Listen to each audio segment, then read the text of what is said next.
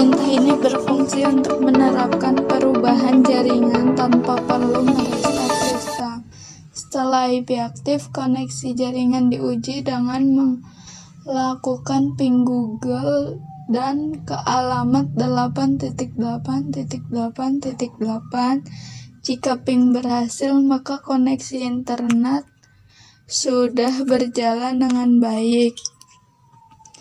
Tahapan berikutnya adalah menginstal web server Apache 2. Apache digunakan untuk menampilkan halaman website melalui browser. Setelah instalasi selesai, servis Apache di-restart agar web server aktif dan siap digunakan. Kemudian status Apache diperiksa untuk memastikan servis berjalan dengan normal.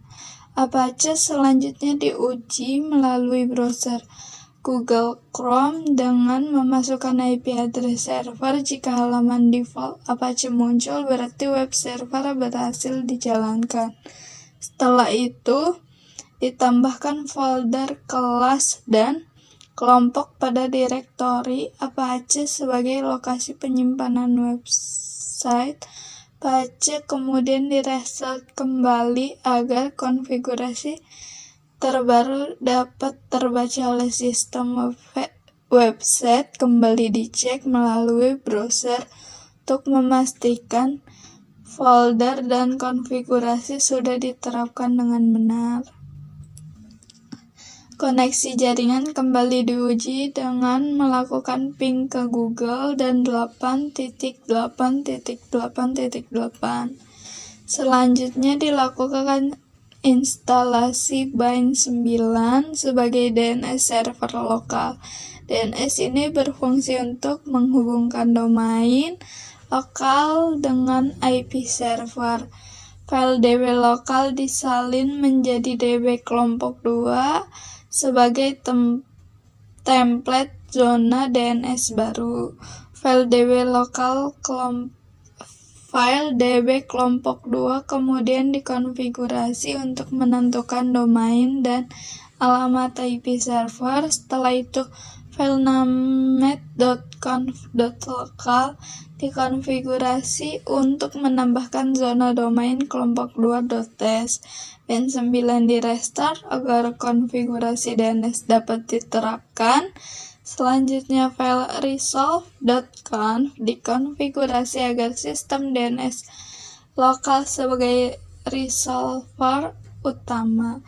Domain kelompok 2.ts kemudian diuji menggunakan perintah ping. Jika berhasil, berarti DNS server sudah berjalan dengan baik.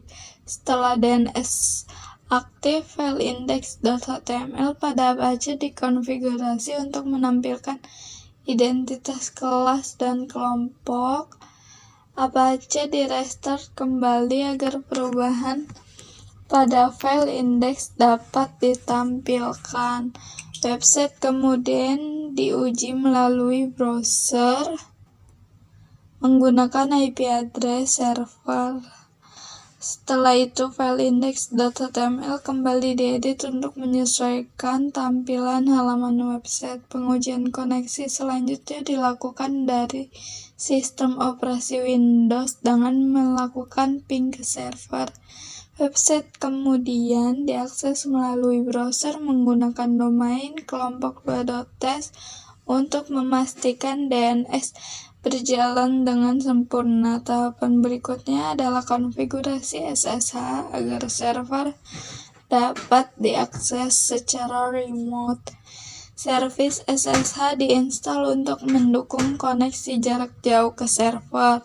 Akses ke server dilakukan menggunakan aplikasi PuTTY melalui IP address. Setelah itu dilakukan proses login menggunakan username dan password Ubuntu. Selanjutnya dilakukan instalasi PHP sebagai bahasa pemrograman server-side. PHP kemudian dikonfigurasi agar dapat berjalan bersama Apache. Servis PHP di-restart agar konfigurasi berjalan optimal. Website kembali diuji melalui browser menggunakan IP address dan domain kelompok 2.ts. Tahap selanjutnya adalah instalasi MariaDB sebagai database server. MariaDB dikonfigurasi untuk pengamanan awal dan pengelolaan database. Servis MariaDB di restart agar konfigurasi aktif. Setelah itu, firewall diaktifkan untuk meningkatkan keamanan server.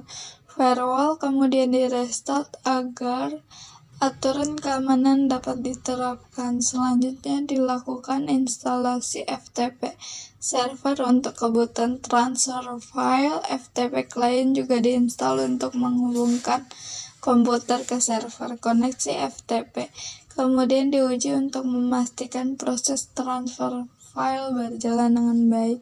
Selanjutnya diinstal tools monitoring server seperti htop, netstat, dan iftop untuk memantau penggunaan resource dan jaringan.